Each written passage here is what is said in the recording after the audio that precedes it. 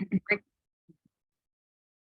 right, so we are back for our last week of homework. Next week is our final. Next week is all review for you guys. A little bit of new stuff, but you don't have any homework for it. I will be posting solutions for that so you can test yourself. But again, that's just to test yourself. There's no homework for it.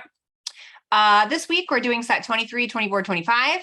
Let's just get right into 23. We got super fun stuff. We've got simple harmonic motion. Okay, so 25 says, vertical spring stretches 3.9 centimeters when a 10-gram object is hung from it. The object is replaced with a block of mass 25 grams that oscillates up and down in simple harmonic motion. Calculate the period of the motion. All right, so let's start by drawing a little picture, because that's generally helpful. Maybe. Okay. So we got a spring and we've got a mass here. Let's call this mass 1. And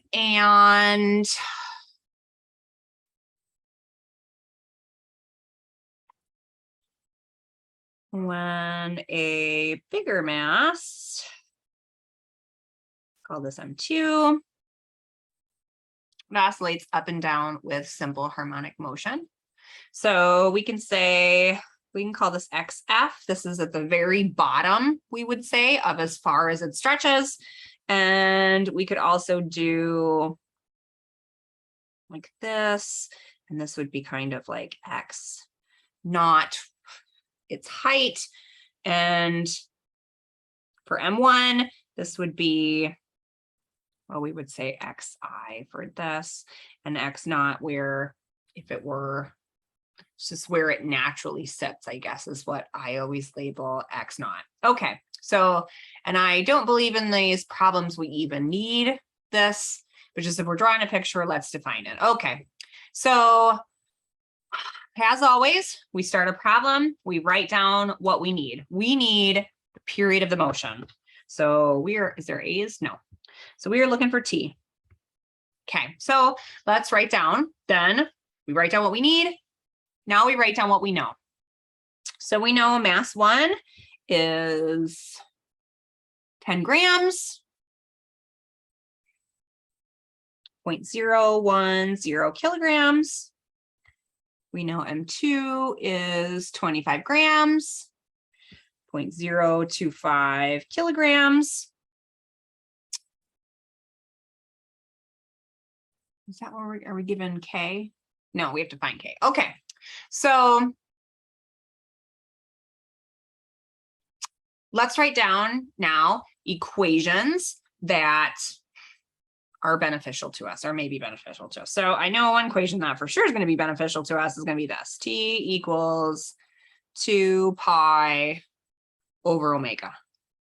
Okay, so for a spring, we know that omega equals K over M. All right, so for a spring, we also know that kinetic energy equals 1/2 kx squared, and we know that potential energy equals kx. This is in a calculus class, so I'm sure they just gave you this in your textbook. We didn't derive it.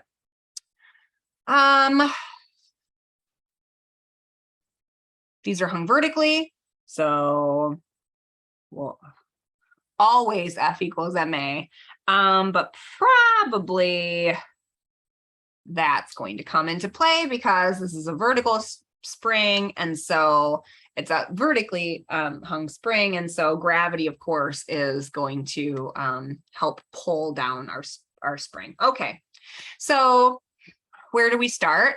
I've heard from a lot of students that this is where the struggle happens, and I think for all physics students, even graduate students, this is where the problem happens. Where do I start? I know I need T, so let's just start with T. We know that K. So I try really hard to make a K a little k because Another variable that's used frequently in simple harmonic motion is kappa, and my big K's and my kappas look very similar. So you'll see that I erase my K's and rewrite them a lot. That is so that they look like K's and not kappas. I don't believe we use kappa in this class at all, but maybe in the next, I haven't looked in the next section. We might in the next section. Anyway, doesn't matter, moving along. All right, so, oh, we didn't write down X. We also have an X. So right here, we have an X, and that is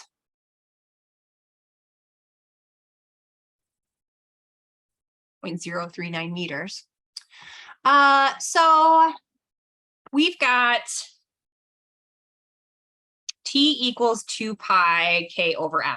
So we know 2 pi because that's just a constant. We're given the M's, we don't have K.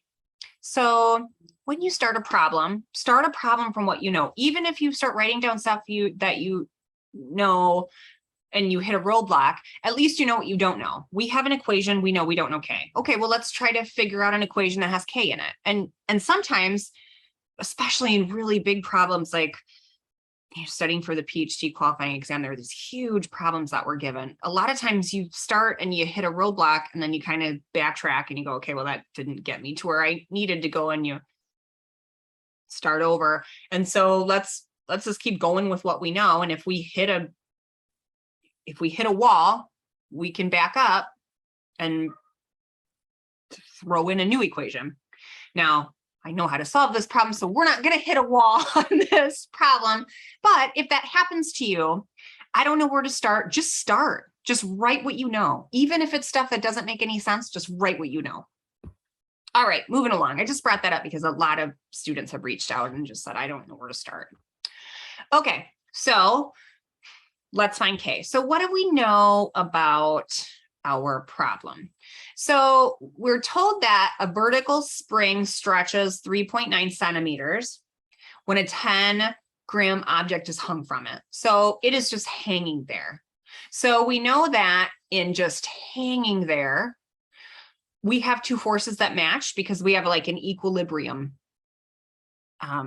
Our system is in equilibrium. It's not moving. So when we have simple harmonic motion, that's not true. But when we just hang this one mass down, it's not moving, two forces are equal, and those two forces are what's pulling it down and what's pulling it up. So what's pulling it up?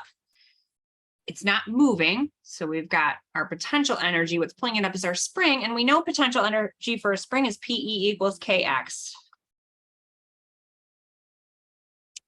And down is going to be mg. And these two equal each other. So we've got K equals mg. And now we can solve for K because we have all of the other stuff. So let's rearrange. And we have 0.01. And we have, when I'm actually doing math, when I'm actually like writing it out, I'm not writing out the zeros. Whenever I'm figuring out significant digits, I always just go back to what I've written in the beginning to see where my significant digits are. It's much easier for me. It's much quicker if you just write down what you need. So instead of writing 0.010, I'm just writing 0.01. What was X again? 0.039.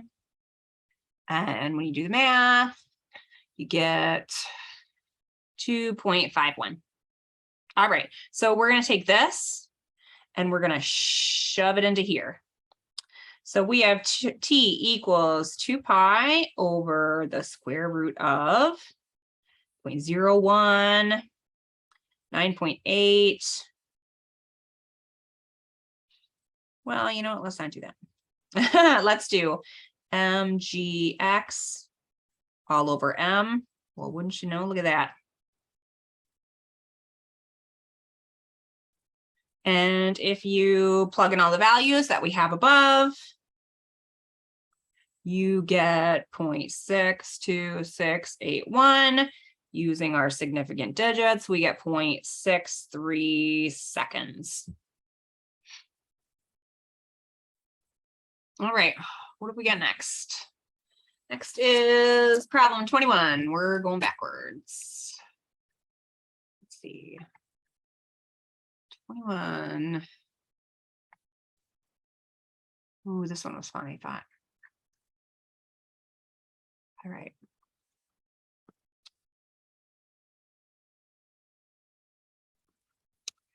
A horizontal spring attached to a wall has a force constant of K.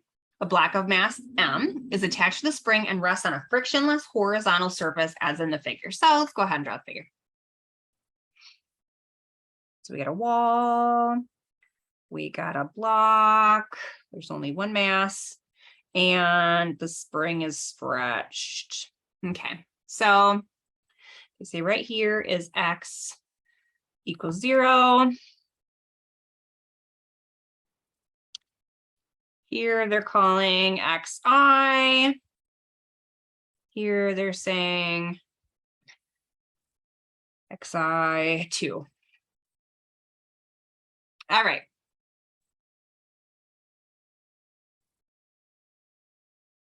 So A, the block is pulled to a position of XI from equilibrium and released. Find the potential energy stored in the spring when the block is 6 centimeters from equilibrium. Okay, so start off writing down what we know. We know K, we're given K equals 8.50 times 10 squared meters. We've got the mass of our block, and that is 1.00 kilograms. We're given XI. XI equals 6 centimeters. Got it? Yes. Okay. So we are looking for the potential energy.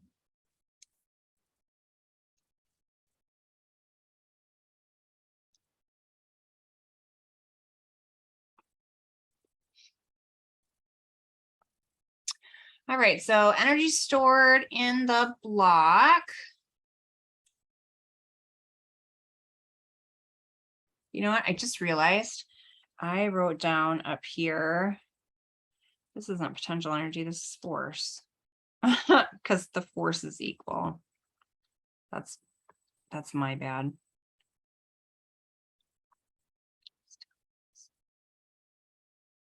All right, sorry. I just realized that PE equals F it should be F equals F. Okay, so moving right along. So we're looking for the energy stored in the spring. This one is actually just plugging in numbers. So energy. Did I write these? No, yes, I did already. So energy is 1/2 kx squared. K is 8.5. What was that?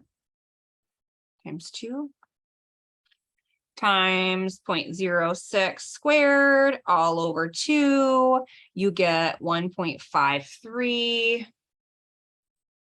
And so our energy is 1.53 joules. Energy is joules. Okay.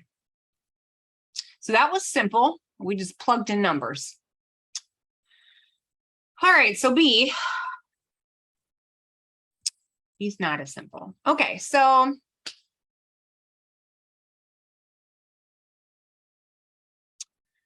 find the speed of the block as it passes through the equilibrium position. Okay, so as it passes through the equilibrium position, it is going to be at its highest speed. And it is going to have no potential energy. So we would say, first we write down what we need. So now we're going to have our total energy is going to equal the kinetic energy plus the potential energy, obviously. That makes sense. Because this is going to pass where it's at equilibrium, which means it's not stretched at all. There's no potential energy. So this goes to 0. So we just have energy equals 1/2 kx squared. And this is going to be, oh, sorry. We don't need potential energy. So we know that our kinetic energy is 1/2 mv squared. And we're going to just rearrange to solve for V, and we get V squared equals 2E over M. Above, you know what? And I'm realizing I put K, yes. Dude, it's apparently a rough day for me, huh? All right, so 2 times 1.53, the E we found above, divided by our mass. We were given as 1. That makes things simple, huh? And when we plug into our calculator, we get 1.7493, blah, blah, blah, blah, blah. V equals 1.75 meters per second. All right. C. What is the speed of the black when it is at a position of xi divided by 2? All right, so now again, we have, I'm looking for velocity, yes.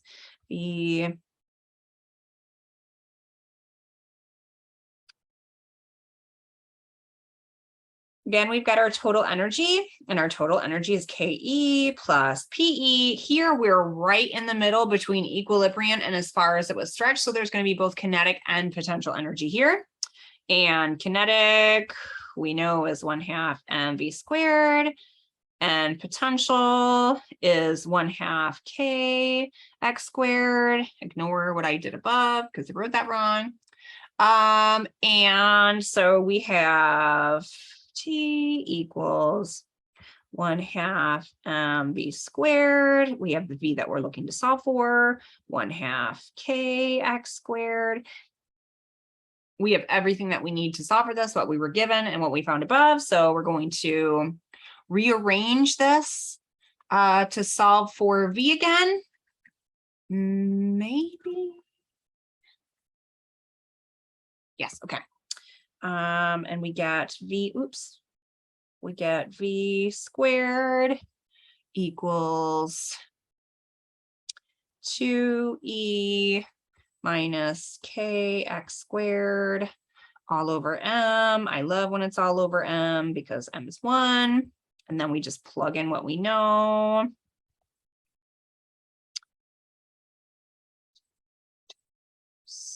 So if xi is 6 centimeters, xi divided by 2 is going to be 3 centimeters, but that's squared all over 1, square root of, plug into your calculator, and you get 5.9805.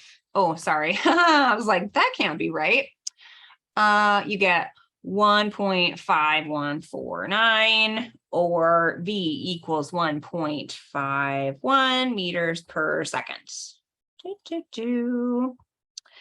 thought that was a really fun one. It was basically just plugging in numbers. All right. 29. What do we got? 29 and 69 left. Ooh. Tablet does that a lot. All right, 29.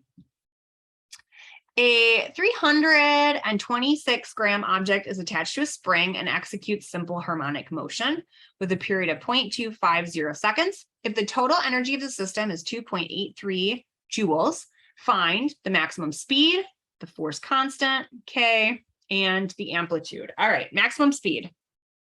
Let's start by drawing a picture because I don't know, pictures always kind of help remind you of what you're looking at. Okay. A, we're looking for Vmax. What are we given? We're given energy. We're given mass. 0.32826. 6. We're given something else too. Oh, we're given T.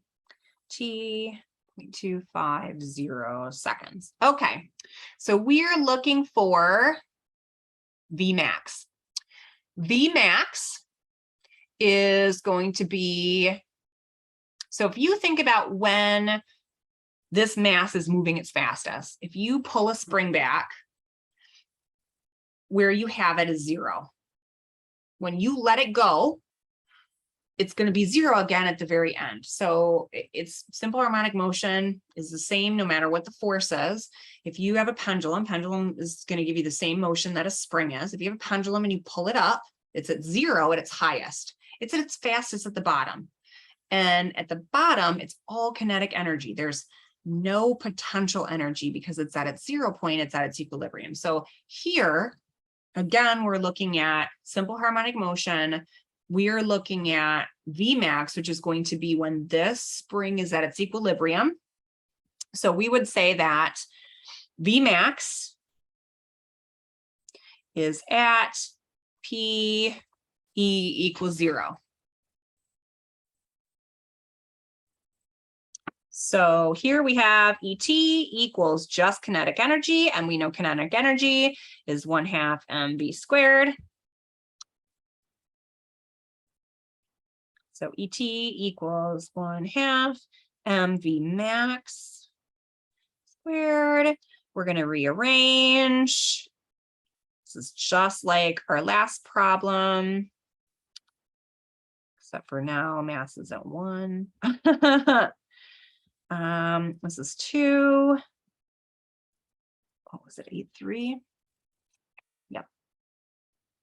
Over 0.326. I want to say 0.328 for some reason. Square root. Plug it into your calculator and you get 5.9805, or V max equals 5.98 meters per second. All right, B, what is the force constant? All right, so an equation with K. We have an equation with K, that would be omega equals K. We are not given omega in these equations with simple harmonic motion. Very rarely are you given omega. I don't think I saw a single question in your book where you were given omega. But we know that the period of the motion equals 2 pi over omega. And we do know the period. So T equals 2 pi over omega. We're going to take this, we're going to shove this in here. So we're going to have T equals 2 pi over K over M. And now we have all of this except for K. So we can solve for K. So we're going to rearrange and solve for K. And we end up with K equals 2 pi squared, because we have to square everything to get rid of that. M all over T squared. 0.326. T was 0.25. And plug that into calculator, you get 205.919, or K equals 206 N over M. Woohoo! Now we want to know what the amplitude of the motion is.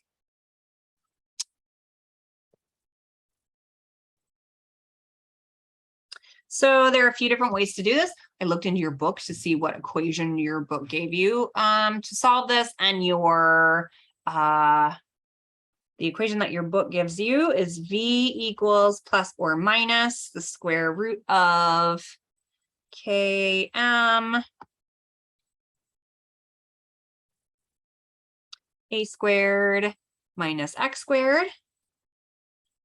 This is asking you the amplitude of the motion. So the amplitude of motion is going to be big. So what we want is V max. And at V max, this is at equilibrium. So this is at 0.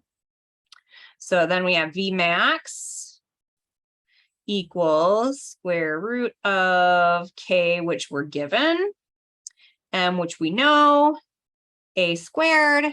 So we're going to rearrange to solve for A. We're going to have to square everything again, like we did above. So we're going to have V max squared. Oops, we want to solve for A squared.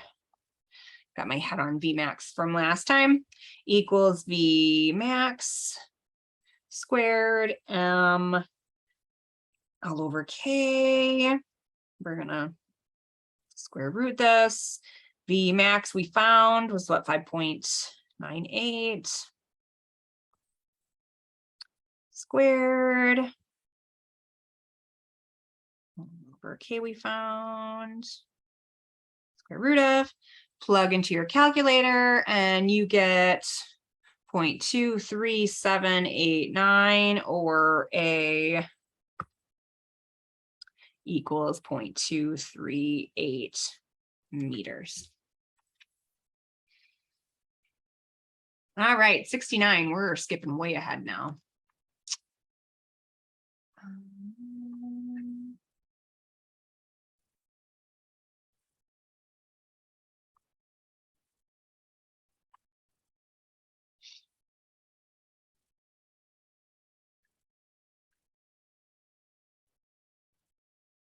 All right, a large black pea executes horizontal simple harmonic motion as it slides across a frictionless surface with a frequency of 1.5 hertz.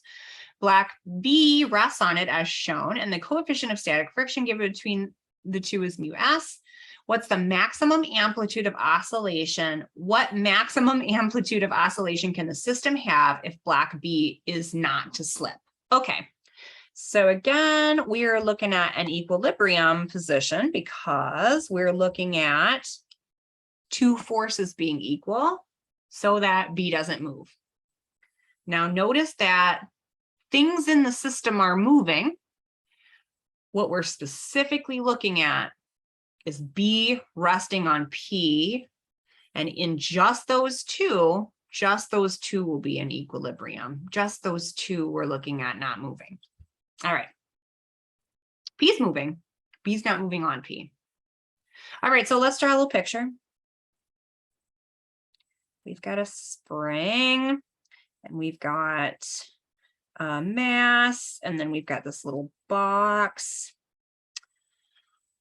All right, so we're looking for amplitude. A max.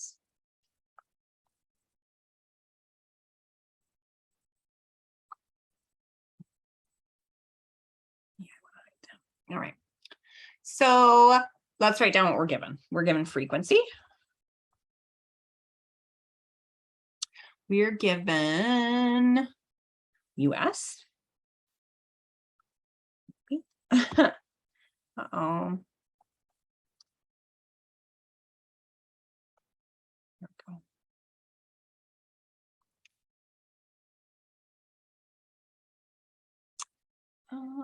Is that all we're given?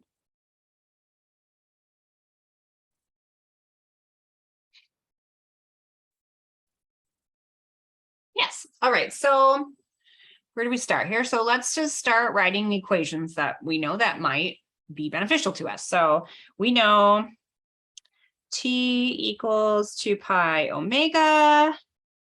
Looking at what we're looking for, nothing jumps out at that. We know that omega equals Km. Again, nothing super helpful right this second. But we also know that omega equals 2 pi f, and that we're given f, so that might be a benefit to us. And then we also know the position of a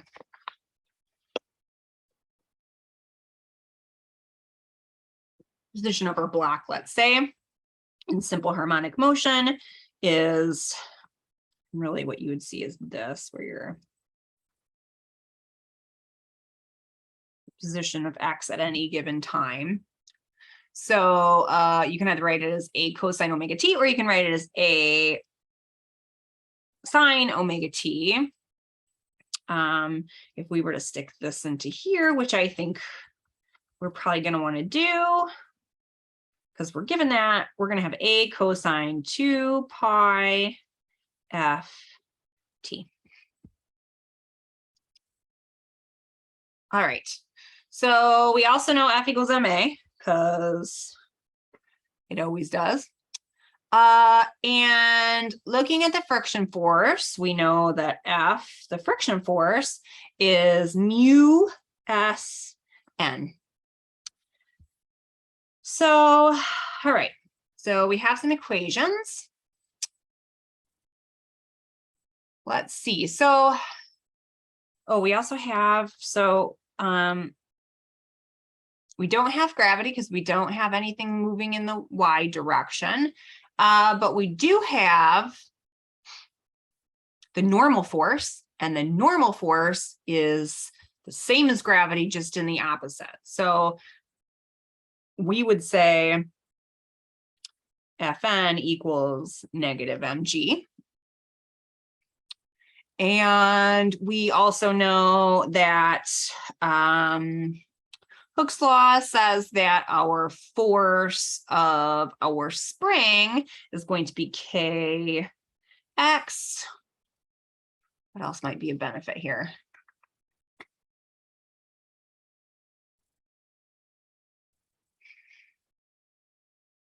Okay. All right, so we got lots of equations.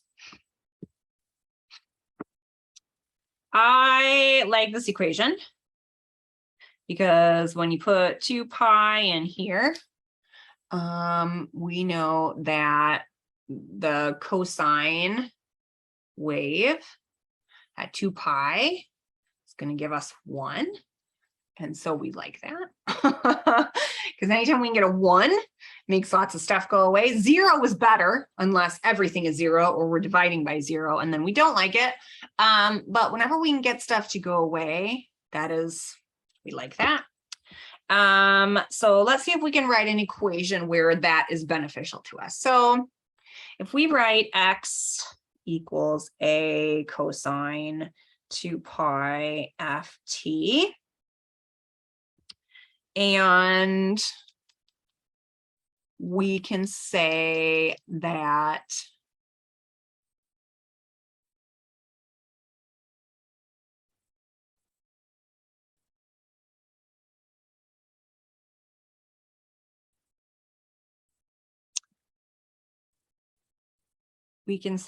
this is 1.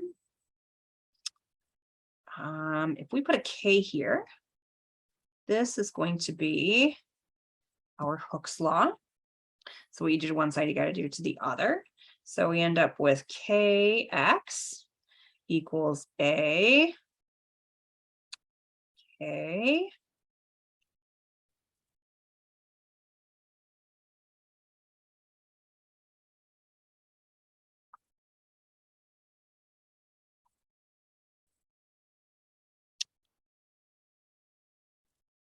which we like. So Hooke's law, which is our spring force, has to be, so we said that our block has to be in equilibrium in order for it not to move. So 2 forces have to be equal to each other in order for it not to move. Those 2 forces are going to be our spring force, because that's really the only force that we have here, because gravity is not a force that's affecting us. We don't have the spring hanging vertically. And our Hooke's force, our friction force. So we have our friction force and we have our Hooke's force. So we would say that this one equals this one. So we have mu s n equals k x.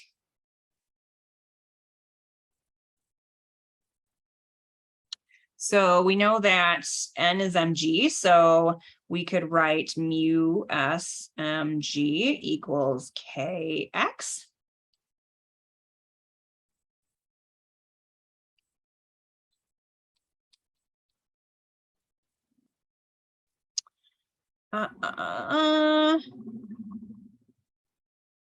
We have this here. So we could say mu S mg equals a k. Now we're not given k, so that's not really helpful to us. So what can we do with this? We can use this. So we have km equals 2 pi f. And square this. Square this. We get, no, that's why we're squaring it. We get k over m equals 2 pi f squared. And we want k, so we have 2 pi f squared m. And this we know is omega. So it's actually helpful in the equation to keep that omega as you go down, because omega is much smaller than 2 pi f. But here I'm just going to write 2 pi f because we know that we have f. So I'm going to take this and I'm going to shove this into here. So I'm going to have mu s mg equals a m 2 pi f squared dot dot. We are looking for a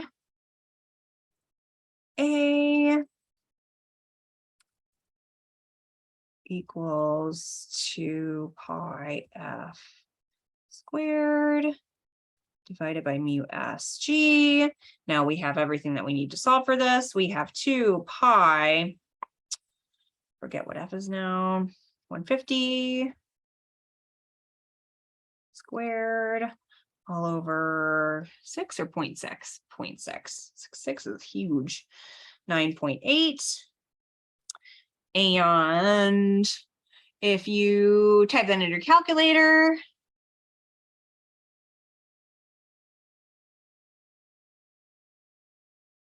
I drew this wrong. I wrote this wrong. A is over here. A equals mu s g all over 2 pi f squared. Then we have 0.6 times 9.8. 2 pi 1.5 squared.